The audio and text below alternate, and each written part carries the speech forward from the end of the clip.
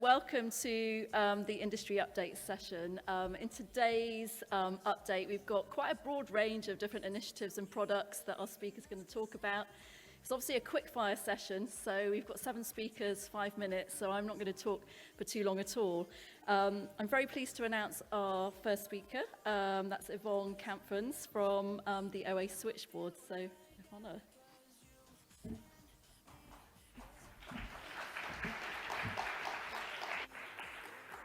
Thank you, Louise, and thank you all for being here. I'm going to talk about the OA Switchboard, and you may have heard about it because it's been an industry-wide, global, not-for-profit initiative that's been around already for a couple of years. But we're now live since a year and a half, and it's also a technical operational solution. In essence, an intermediary, and we're serving 3 audiences, research institutions, publishers, and funders, in a true intermediary technical solution, streamlining the exchange of metadata when it comes to OA publication level arrangements. So it's for institutions who want to connect with their research and simplify their workflows. It's for publishers who want to support a smooth and compliant author journey and report on their OA publication output. And for funders who want to demonstrate the extent and impact of their funding and deliver on their commitment for OA. I see, I can read it here as well. Now, since in 5 minutes I cannot cover all 3, I, in coordination with Louise, was going to talk about the institutional side today, but I want to get back to one of the remarks made in the previous panel here when a publisher was asked about the output published by US institutions about federally funded research. If you have any questions about that, come and talk to me because we're helping publishers to report on that. Having said that, let's move to this technical part. So besides a community industry collaborative initiative where we're sharing a lot of best practices, developing standards, is also truly a super simple technical solution where we're facilitating the exchange of metadata between these stakeholder groups. So stakeholder 1 could be a funder, institution, or publisher, all predefined use cases, and we'll talk about one today, can send through the switchboard a set of metadata supporting a use case, and the recipient can respond. It's really not more complicated than that. A concept that exists in many industries where you have many-to-many relations and where it is efficient to standardize the communication, not only technical, but also in manual work. Now, focusing only today on the institutional side, why would you join? It's because you get, across all the publishers that do this through the switchboard, a consistent data format. And it reduces your manual efforts and increases efficiency. And last but not least, it's the right thing to do. This is really an initiative by and for the founders who feel that this is where we should work together, where there's no place for competition. This is collaborative and it makes sense. And to do it in a not-for-profit way. Don't monetize chaos. Good. So 3 reasons. Consistent data format for multiple publishers. On purpose, I'm showing you JSON.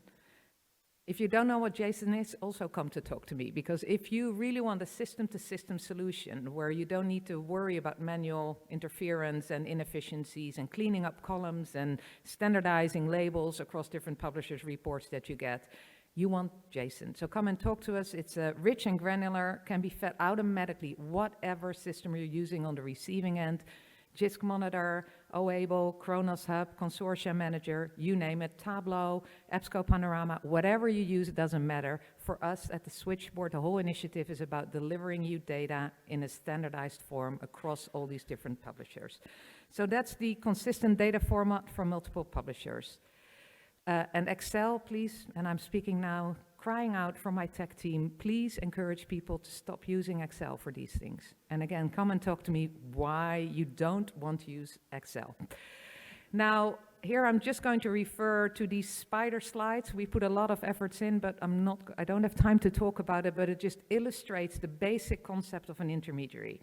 I've been around a long time. I worked for Sweats for 10 years. You all know eBay, you know maybe Swift in banking. Every industry knows the basic concept of an intermediary. If you have many-to-many relationships, it makes total sense to standardize the way you exchange information, and you do that in an automated way.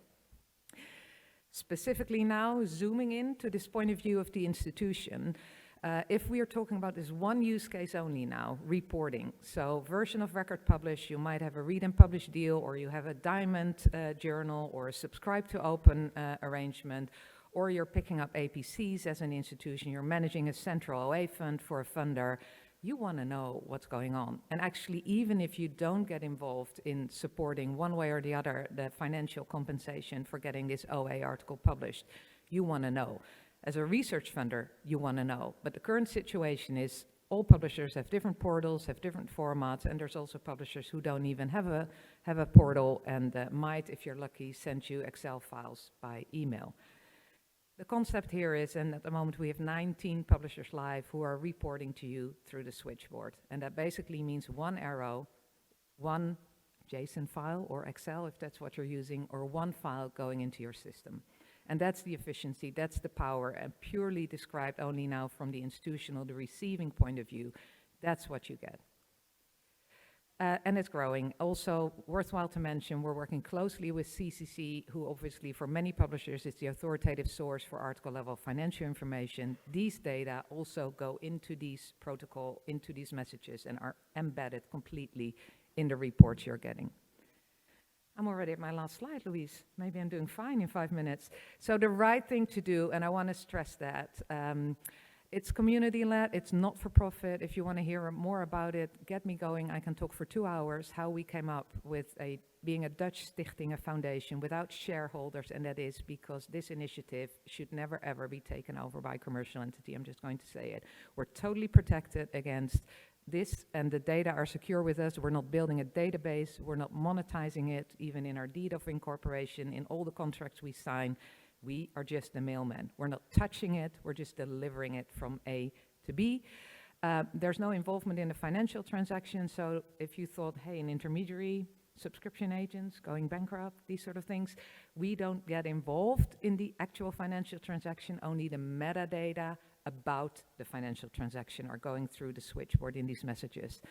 Contracts and roles are clear. Another, well, not a hobby horse, but a big topic for me. Again, I've been around 30 years. I've seen too much in this industry. We talked with so many lawyers, so many publishers, even publishers who are not on the Switchboard, about how we should organize the contractual roles in dealing with the Switchboard, especially if on the institutional side they make use of commercial vendors to process the data that you're getting from different publishers. Come and talk to me. Again, really, we have expert advice across the whole industry from lawyers and other publishers on how we should be doing that. And last but not least, it's built by and for the people who use it. We have a fantastic group. We have a community. That's really the collaborative spirit. We have a fantastic group of publishers, funders, and institutions who join the initiative. We meet on a monthly basis, sharing best practices, and this is how we shape the standards and the technical solution. Last slide is actually from Curtis Brandy. We interviewed him, or actually our friends from BTI, I know they're here, did an amazing job interviewing Curtis. It's on our website. And he has, I think, an important message for the libraries in the room, but actually indirectly also a message for the publishers, that this is a part of infrastructure, and that's why maybe a lot of people don't get it. It's super technical, it's all API based. Ideally, you don't even see the Switchboard, right? It's system to system. That's what it's all about. And even if you might think, oh, I don't do a lot of OA at the moment, my institution doesn't, or you would be surprised that your researchers are producing. And he says the OA Switchboard's leveling the playing field for smaller publishers, which he knows is of interest to equity-minded librarians. I think I'll leave it like that. Thank you all.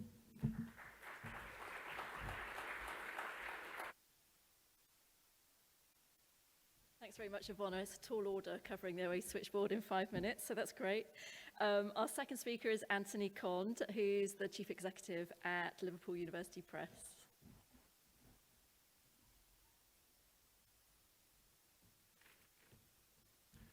Thank you, Louise.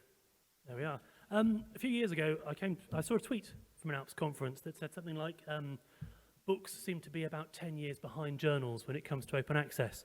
I was quite offended by that. The reason being, let's hope this works, books aren't behind, they're different.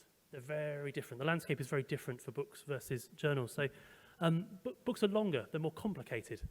They lack funding. They don't have easy access to money in the way that journals do. They don't have mature models in the way that journals do. It's all still slightly mud-at-a-wall experimentation.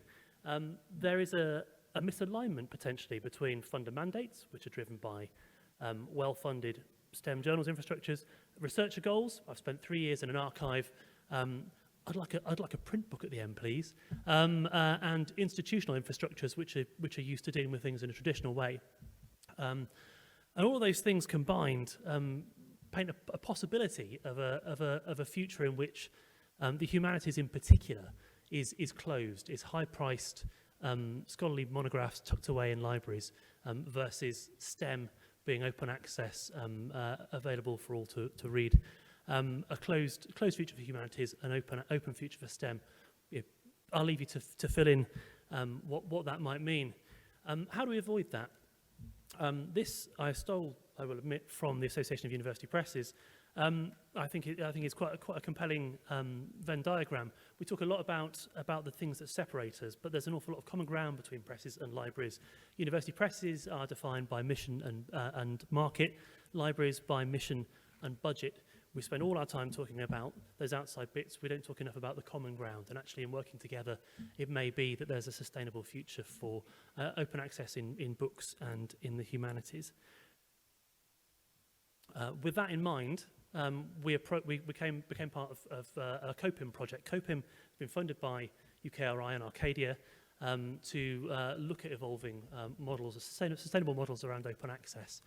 One of the work packages, working with Professor Martin Eve, is to look at flipping established press series or imprints to open access. And we're working with COPIM at a series level. LEP has taken this as a small pilot at series level. Central European University Press is doing it with their entire front list, flipping 25 titles a year to open access. It's worth noting, and this is the bit that I think catches attention, there are similar models, different but similar, of different shapes and sizes from Michigan, from MIT. There's a distant cousin from Cambridge University Press. We've got multiple university presses in 3 different countries doing something vaguely similar. So there might just be something in this. So what is the model? Opening the Future is a collective subscription model that through its membership scheme makes library funds go further. It achieves the dual objectives of increasing library collections, and it makes open access sustainable for university presses. Members pay a small fee to get unlimited multi-user access to ebook collections of backlist content. So for LUP, that's specific subject focused around modern languages, Hispanic studies, and for CEU Press, it's a wider collection. And that membership revenue is then used to make new frontlist titles available open access. So we're able to sell our content still in various ways as individual ebooks in the backlist, but that ebook collection is exclusively for subscribers whose money we're going to use to make the new content available OA. If we don't reach that funding threshold, the books just carry on down the normal channels. For LEP, that includes 2 series around Hispanic studies. In total, that's about 37 titles that institutions are subscribing to. We had aspirations to unlatch, as it were, 4 titles a year. It's a small pilot for us, and we thought we'd hit that in about year 2, year 3. We managed 3 in the first year, which is just up, funding for 3 titles. That's from a cold start as a small university press coming to this anew. There are reflections that I could share, like it seemed a good idea to do a small pilot, but actually if you want to negotiate at consortia level, they don't want to worry about the small things. They want this to be a meaningful discussion. They want it to be the admin to be worth the hassle. So actually thinking about, we address that through multi-year agreements and that kind of thing to make it more meaningful. But I think that's one point of reflection from our experience. But it's evidently working. We've made these titles available away. We're continuing to receive new business. We have relationships with institutions and consortia who didn't want to know as previously as a small university press. The great thing about this model too is it's completely agnostic around who the author is. If your work is good enough, if it's past peer review, if it's something that's appropriate for university press publication, this funding will make it available. It doesn't matter if you're early career, doesn't matter if you're an independent scholar.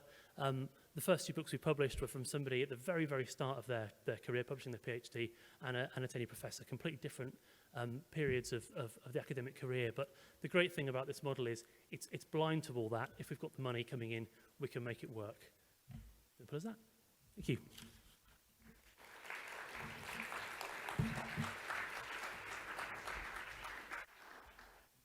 Thanks very much, Anthony.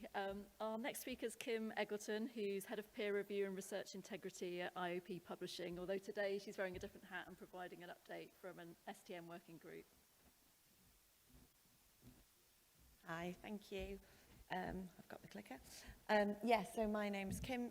I normally, in my day job, work for IOP Publishing, but today I'm representing STM, so part of the STM Association. They've been working on something called the Integrity Hub. Hands up if you're scared of paper mills. Hands up if your integrity team's likely to grow in the next couple of years. This is exactly the challenge that this group is really trying to face into. We know that we are under siege from some really bad actors. That's generalising massively, but effectively our submission systems, our peer review systems are becoming compromised by paper mills. There is a huge need for us to invest not only in people but also in technology to enable us to really preserve the scholarly record and stop this fraudulent research, making it right the way through the system to publication. And that's really the mission that STM and this working group want to try and achieve. So the idea is that we build a tool collectively that we can plug into submission systems that helps us essentially detect the fakes. So the Paper Mills working group, which is one that I'm part of, has really just started in looking at what are the hallmarks that we've all identified that we think give us a clue that this paper might not be a legitimate submission. In one meeting, which was about 2 hours, we produced, I think, over 5 pages of bullet points of things that we were all, different things that we were all identifying as hallmarks. That's been pulled together, and now an amazing technical team supported by STM is trying to build that into a tool that we can all use and effectively run submissions through to give us an indication. So the people feeding into this are broad from across the publishing industry, myself obviously representing IOP Publishing, but there are lots of other views in there being represented. We're also talking already with the submission providers, so Clarivate, Ares, about how we might make this work as part of their systems and ensure that we can lead from an integrated point of view from day one. So the idea in terms of timeline is to have an MVP ready in the next 6 weeks. That is an MVP. That's not going to do everything and be all singing and dancing, but it should be ready. We're currently testing at the moment. And we've just started collaborating with some very external integrity specialists, and I would describe these as the kind of research sleuths that we might see on Twitter, people who are doing interesting work on things like tortured phrases, image duplication and fabrication. We're now starting to engage with those people as well about the hallmarks and the fact that they're really using machine learning already to identify some of these issues. So it's a very, very collaborative project, not only cross-industry, but kind of cross I'm going to not get the right word, but, cross multiple different players in the scholarly publishing ecosystem. We're not only looking at paper mills, some of the other things we're looking at are duplicate submissions. So IOP, for example, we use one submission system and we share our database. So all our journals use the same submission system and we can see, okay, that author's submitted to that journal and that journal. But not every publisher works like that. Many publishers have different submission systems and they cannot detect when an article has been submitted to more than one journal at one time. The idea is that we build a system that can. And the final one is image alteration and duplication. There are tools already out there in the marketplace that do this, but they're reasonably young and not necessarily expensive, but perhaps to smaller, especially university press, sort of potentially underfunded presses, it's a really difficult thing to find some tech that you can actually use in a preventative way. And so the intention here is to try and find a way to use this tech, but make it open and appropriate for lots of different smaller size publishers. So in a nutshell, some really, really exciting things happening by people who are a lot more intelligent than me. But we are looking for publishers to get involved in testing, in feeding ideas to us. What are the things that worry you from an integrity perspective? What tech would you love to find? And we'll do our best to try and incorporate it. It's really on an agile kind of workflow. We're not going to have a finished product that's just there and doesn't change. This will be iterative and built over time. So if you're interested, there's a couple of links there, or come and speak to me later. Thank you.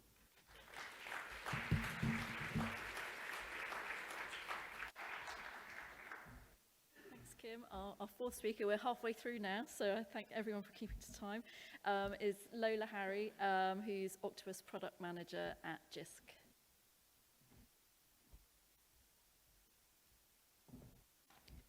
Hi everyone, thanks so much for having me today.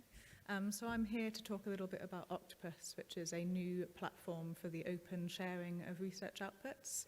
So I'm from Jisc, and Jisc is working on this project in collaboration with Dr. Alex Freeman, who's Octopus's founder, and we're also working with an initial tranche of funding from Research England.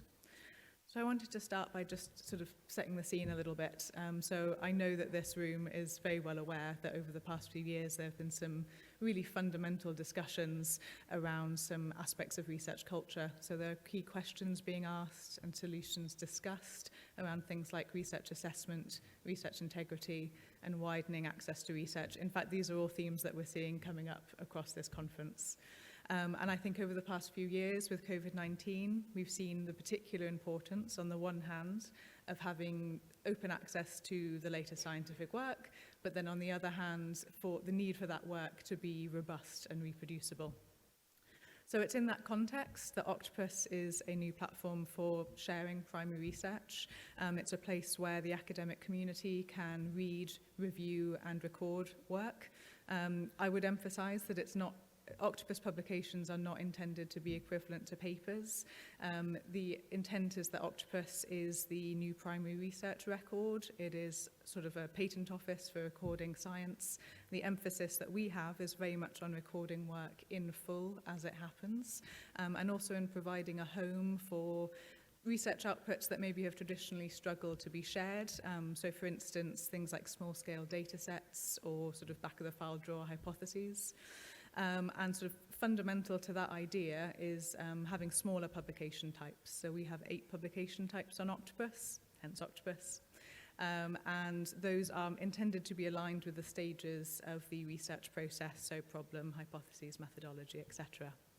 And those publication types are all linked across the platform.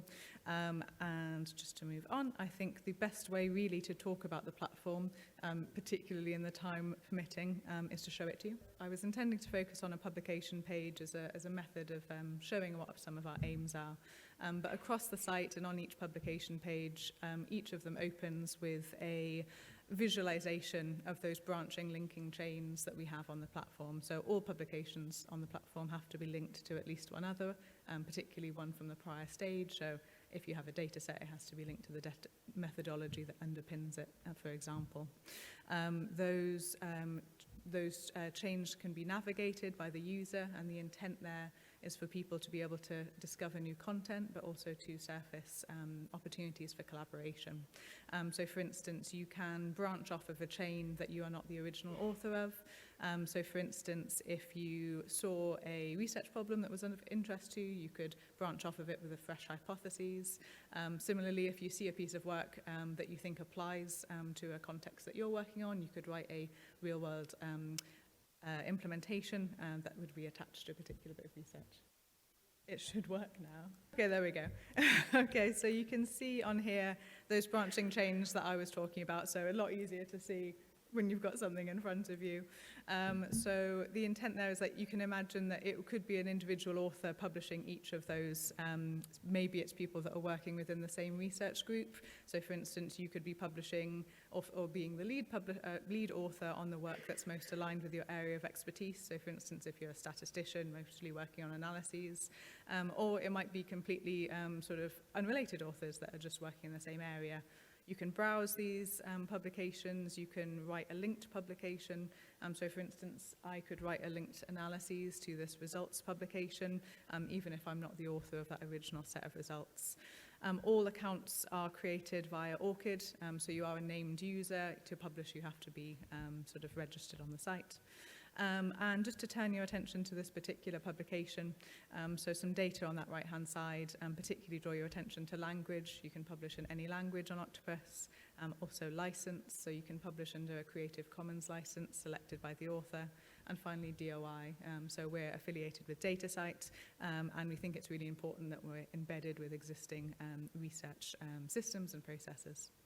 So looking at this publication content in itself, so this is a research publication, results publication, apologies, and you can see that they've linked out to the full data set on a specialist repository, but they've also put on a data sample. They've got there, which is shown through tables of data and figures. We can import content from existing formatted files. Down at the bottom, we have more information about each publication. So for instance, a funder statement, this is a free text version, but you could also, if you wanted to, use a raw lookup to sort of more concretely connect to your funding organization. And finally, we've got a few data statements, which are because this is a results publication, and the sort of inclusion and phrasing of those is really closely tied to existing policies, and particularly UKRI's open access policy. So just finally and very briefly, I was going to show our peer review and moderation features. So we use a model of open post-publication peer review, but we do want to also make it very clear if something hasn't been peer reviewed yet. If there's a serious issue, then someone can red flag an issue, say plagiarism or inappropriate content. They provide a reasoning for that. The author's invited to respond, and that's opening up a conversation. And then all of those comments are fully transparent, they're connected to someone's named account, and they're also displayed on the publication page. So yeah, that was a very quick run through.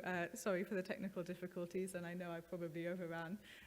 But yeah, we're currently in beta stage, so we're very open for feedback and suggestions. If you're interested in knowing more, please do come and find me at the conference, or my email address should be up on the board as well, but it's just lolaharre@jisc.ac.uk. There we go. Thank you so much.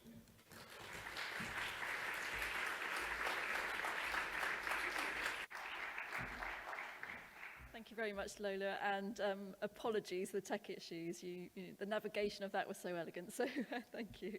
Our next speaker is Paul Kilorum, who's CEO and founder at Ordo.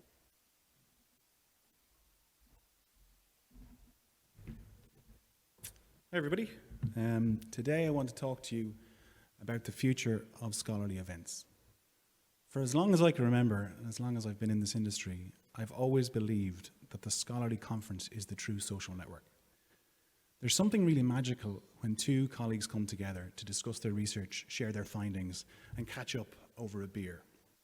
I also care deeply about communities because if you think about it, the conference is the embodiment of that community coming together. COVID was fun for anyone involved in the events industry, and I have plenty of grey hair to show for it. But not only that, it was an extraordinary opportunity for us as an industry that largely has been ignored over the past number of decades. Radical pterodactyl transformation occurred in that period of time. What am I talking about?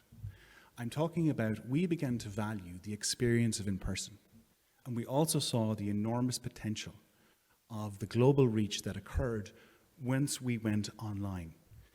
For societies, I think this was a real moment where we got to understand how conferences, which historically have been in the ephemeral state, got to exist in the scholarly record, which gives us enormous potential. All of the publications, all of the presentations, all of that material, that open science, we get an opportunity to give that IDs, metadata, and we also get a chance to put some integrity checks behind it, which largely have never happened before. So I believe this is a really exciting time for societies and for events. But we have to deal with the elephant in the room. In 50 years' time, when the history books are written, how will we judge the practice of flying thousands of people across the world into a convention center for 3 days?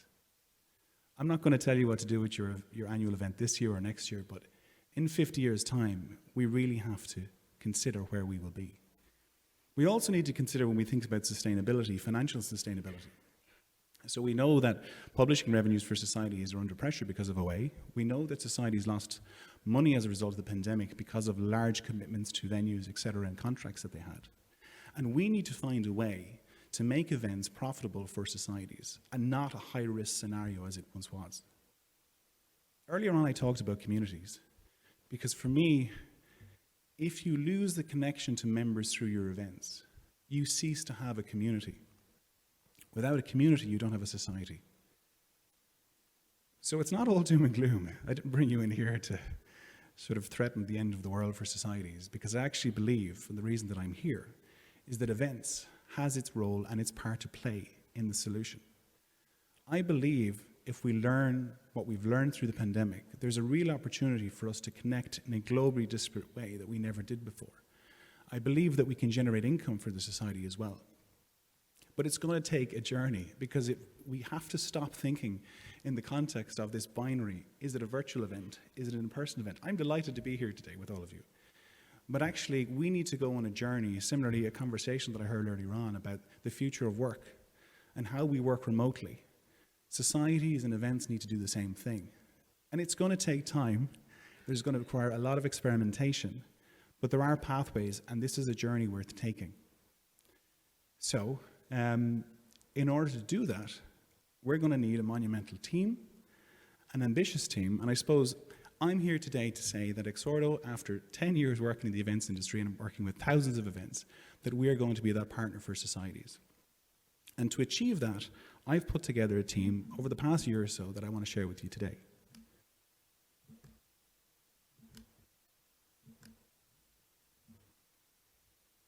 Thank you. So around about this time last year, maybe a little longer, I sat down with Paul Peters, former CEO of Hindawe, and I told him exactly what I've just told you. He was intrigued, he was impressed, and he was convinced. And early this year, he came on board as our board chair in May. In January, we hired Giuliana Macciacci, who joined us from eLife, to be our Chief Product Officer. And we're at the latter stages of our recruitment process for a Chief Customer Officer, somebody who will help us to work with societies to go on that journey that I just spoke about. And we'll make that appointment in October.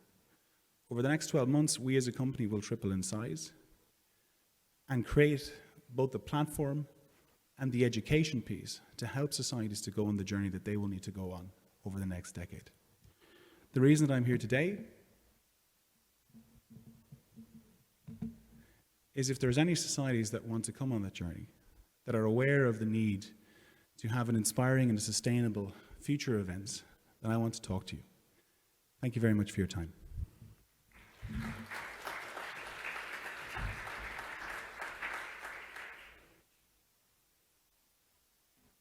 Thanks very much, Paul. We're just continuing to sort out some tech issues there, so I think we're lined up for the next one. Our next speaker is Godwyns Onwuchekwa, who's Head of Communities at eLife. Fingers crossed your video will work.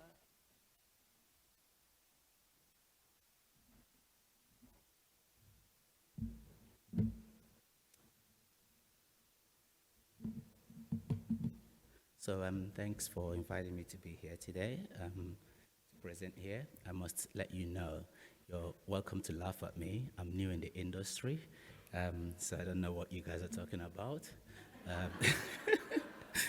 That's a start.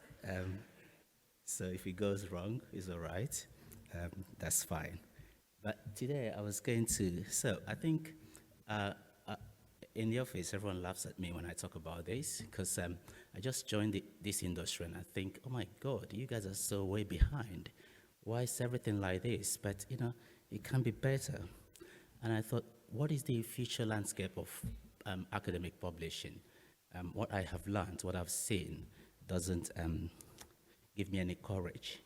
And I think when we talk about open science, It's the same as saying, it's linked to what the session we were in before when we were saying, what is the normal in the workplace? If you don't get that right, open science is never going to work. So we need to find a way to make things different and better. So what I'll share with you today is the approach we at eLife are taking to reshape that landscape. And it's about, doing something more radical. If you look at over the last 40 years since the invention of the internet, almost all facets of humanity has changed. But from where I stand, and I think I'm just round about the same age as the internet, science publishing seems to be in the age where it was before I was born, and that is not feeling good. And I think the internet has helped every other area to leapfrog and brought in openness, involvement of others, and diversity of ideas. Now, in that movement, it has resulted in improvements across for all stakeholders. However, I'm not discounting the fact that some stakeholders has been left behind, but that's for another discussion. So, science communication needs to progress. It can't remain the way it is. But my question to all of you here, the publishers, the librarians, the technology people, is what do you envisage? What do you see? Where do you see it in the next few years? Where would it go? But I think that we need pragmatism and a sort of radical approach so that we can change it without waiting for change to happen to us. Maybe that's why I'm here, to ask all of us to change.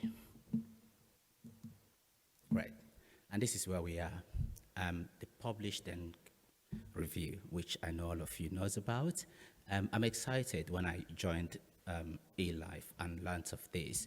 Now, I must tell you, when I interviewed for my first job in eLife, I didn't know what preprint is, and they asked me, can you present something about it? I'm like, what are you talking about? I don't know. I have no idea. Then I started learning about it, and I get very, very, very excited. I think, you mean you're not doing this already? You mean that people submit stuff and they just go off to sleep and wait for everyone? It's not nice. But here you are talking about open access, open science, but what does it mean? We think that it's time to democratize this process, to open it up so that more ideas can germinate within it, so that other people can take part. For those who attended the previous session, which is very good that it happened before this, the What is Normal session, you learn that the more you open up, the more you can harness different ideas, different perspectives, different understanding. And this is where we are with the PRC. So it takes that democratization to a different level and opens it up for everyone who is trained, who is an expert to give their own opinion. And I'm taking you to, let me refer to the COVID, which we all know about, being the first time we were in person. I think that pandemic showed us the power of releasing research early. We saw that it helped. If it hadn't been for that, we probably would still have been in the woods still now. But, I give it to all of you scientists who are doing an amazing work. But if it's not brought out in the open, it wouldn't translate to what we, the ordinary people, because we don't really care about what happens. What we want to know is that the medication works. And I'm very happy that I received the vaccination and I felt safe. And I know I can go visit my old aunt and talk to them. But that is what the ordinary person wants. So that we have to make that faster is where things should be. So for us, we think that this will take us to a future where, the diverse global community of scientists can all contribute and help us to build a system that benefits everyone. That landscape will inspire us setting for a diverse global opportunity. And it's at the crux of this that my talk today centers. I'm going to show you what tool we have developed to help that to happen. It's a tool called Society, which will have some open reviews going on to them. I'm going to play a video for you. I hope it works. You're a researcher with an interest in preprint literature. How do you keep on top of the growing number of preprints now being made available? How can you tell if a preprint is worth your time? How can you and your peers share the preprints you find interesting or important? How about discovering evaluated preprints, especially from underrepresented labs? There is an answer.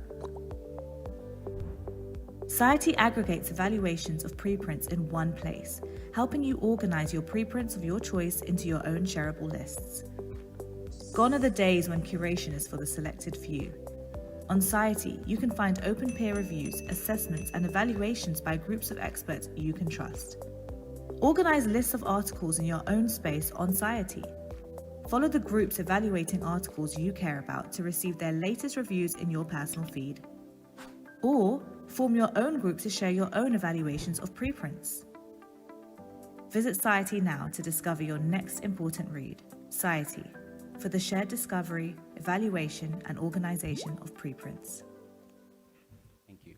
So the tool Society, we believe that it would help researchers, not just individuals, but communities of reviewing editorial communities, to contribute to research. It would also provide a ready-made infrastructure and platform for publishers, especially small publishers, to be able to display what they are doing with preprints and easily curate those and curate their portfolio so that it can be seen by more people and benefit them. So that's what Society stands for. It is part of this that we think is the step towards a new landscape. It's a place where it's no more a closed-in system that you cannot look in unless you know someone or unless you're connected, but a situation where everyone is taking part in the curation of papers, in the reviewing of them, but it also helps authors themselves to be able to get quick feedback that are constructive, that they can use to firm up their paper. And I think that currently that is helping even some publishers to receive an already packaged work that they just go forward and look it over, publish it, instead of trying to go through the whole editorial process of trying to review and everything. So Society is that product that we're putting as part of that along the line of going into the PRC to get everyone to play a part in this new landscape. And this is not where we need to be. I think that we can go further, but this is part of that. And I've had everyone today talk about what can we do, what can we do. What I've heard so far is that we are actually all doing a lot. But the earlier session with the two publishers, two librarians, I can't remember what it was called, Claire's team, talked about we're all doing something, but we need to come together. And how do we come together? This is it. We said there's a platform there. It's free to use. Anyone can use it. You don't owe us anything to use it. Just go on there, display what you do, and use that infrastructure, or build one, or tell us how to make it better. So that is the new landscape I am envisaging. The downside is it looks like I'm the only one talking about it. Perhaps it's out of naivety, but I think that we can be ahead of ourselves to where we are today. So thank you very much. And if you need to hear more about that, please come and speak to me. Today, though, I'm leaving tonight. Thank you.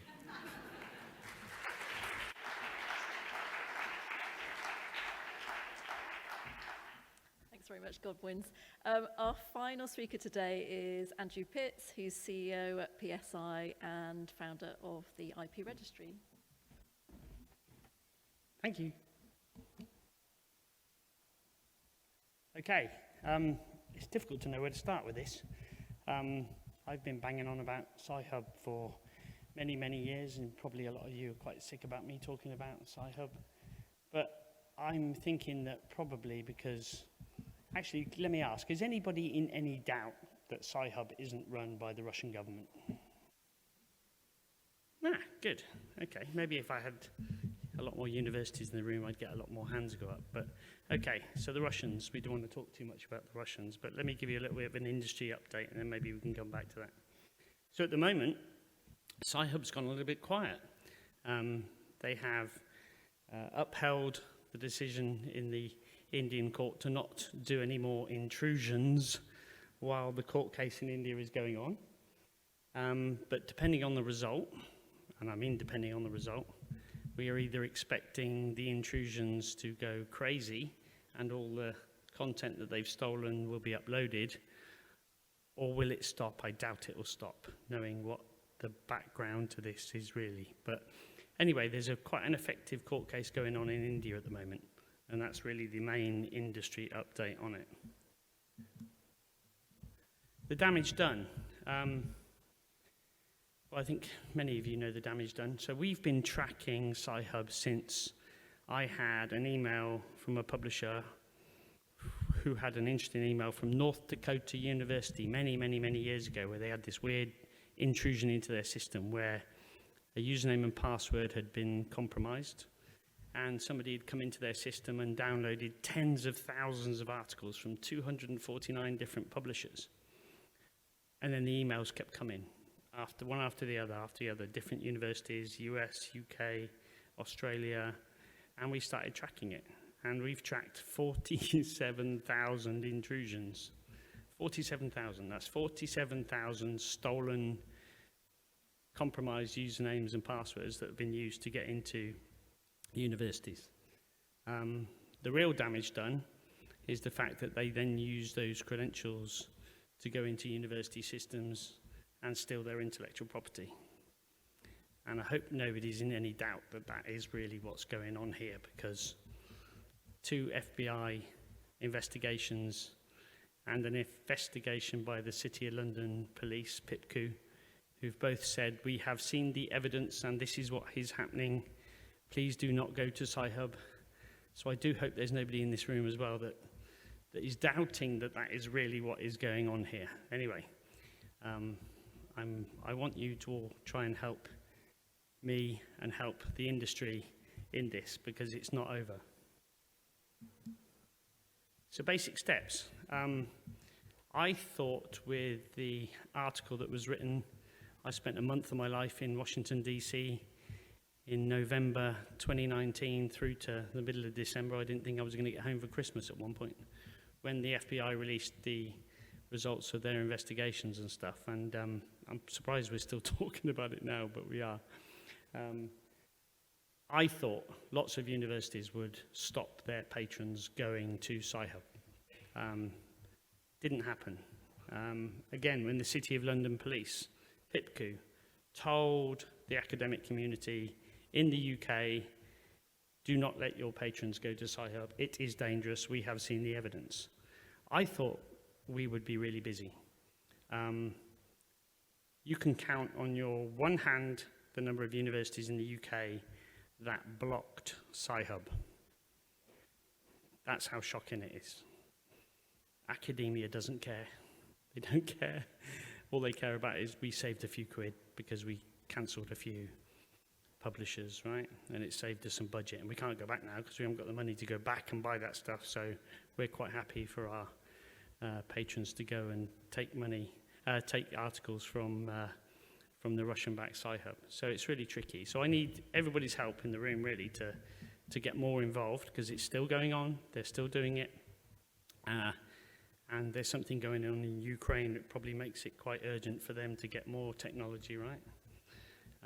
Especially with drone technology and AI and all the new interest that they seem to be trying to take from universities. It's still really real. It's still happening. Come and talk to me if you would like to know how you can get involved. We're still tracking it. I'm still doing my bit. I'm still getting threatened all the time by them. We're definitely getting under her skin a little bit, because she wrote an article recently where she spent, a good chunk of it talking about me and the fact that I must be a misogynist, because why have I got such a goal to take her down? But as we all know, it's not her. This is the Russian government. So anyway, come and talk to me. We still need your help. The industry is doing things. There's a lot of publishers that are doing things. But we need more help to get the message out. The real message is to get the universities to block it, because that's how we're going to stop it. And lastly, and anyway, I haven't got a time constraint because Louise said I'm last, so you can have as long as you want, right? So buckle up. Make yourselves comfortable. No, I'm joking. But one thing I want to talk about is OA, okay? So a lot of this conference has been talking about open access and particularly metrics, right? And the fact that people are really wanting to know more about the usage of open access.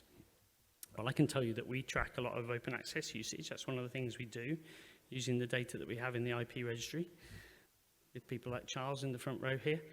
And we can tell you that between 12 and 15% of OA downloads are Sci-Hub. Their algorithm seems to go a bit crazy with OA, and they download the same article over and over and over and over again. And we don't quite know why, but we know that it's them because we have the evidence that it's them. But they want to keep this database of theirs as full as possible to attract more and more people to use it, right? So they are taking your OA stuff. So just because you're an OA publisher or you're moving to OA doesn't mean you're protected from this. It actually makes it really important that you do something about it. Because if you're going to start providing funders and authors metrics and you're telling people, hey, look, this is fantastic, your recent article was read, 50 times this month. If 45 of those downloads were Sci-Hub, then it's important that you know that, right? And that's what we do. We strip it out. So we work with quite a few third parties to provide sort of counter stats for OA, but we strip that stuff. It's really important that you strip this stuff out and know what's happening. Anyway, I've been on my soapbox long enough. Thank you very much for your time, and come and talk to me.